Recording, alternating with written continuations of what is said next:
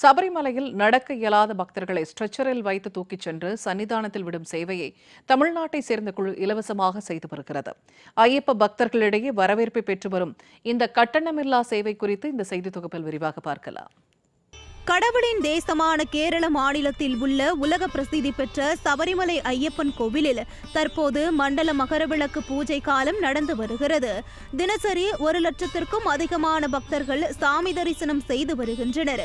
சபரிமலைக்கு முதியோர், மாற்றுத்திறனாளிகள், நடக்க இயலாதோரும் வருவது அதிகரித்து வருகிறது. இவர்கள் பாரம்பரிய கானக பாதைகளிலும் பம்பையில் இருந்து 7 கிலோமீட்டர் தூரம் மலையேறும் போதும் இறங்கும் போதும் உடல் ரீதியாக பெரும் சவால்களை சந்திக்கின்றனர். இதுபோன்ற உடல்நல மாற்றத்தால் நடக்க முடியாத பக்தர்களுக்கு உதவுவதற்காக தமிழகத்தின் நீலகிரி மாவட்டத்தைச் சேர்ந்த 68 பேர் கொண்ட குழுவினர் ஸ்ட்ரெச்சர்களுடன் சபரிமலையில் முகாமிட்டுள்ளனர்.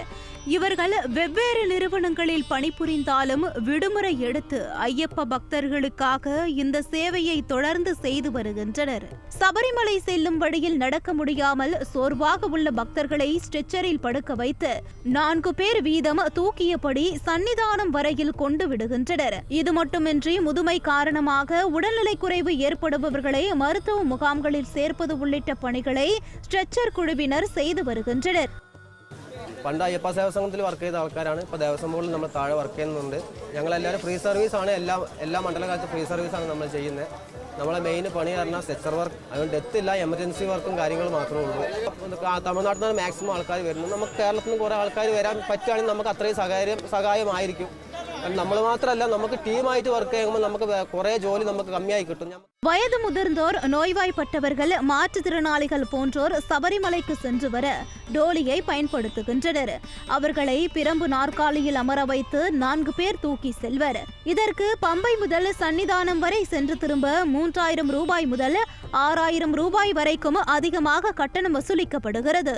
ஆனால் ஐயப்ப பக்தர்களுக்கு சேவை செய்வதற்காகவே விடுமுறை எடுத்து சபரிமலை வந்து முகாமிட்டு கட்டணமில்லாமல் பக்தர்களுக்கு சேவை செய்து வருகின்றனர்.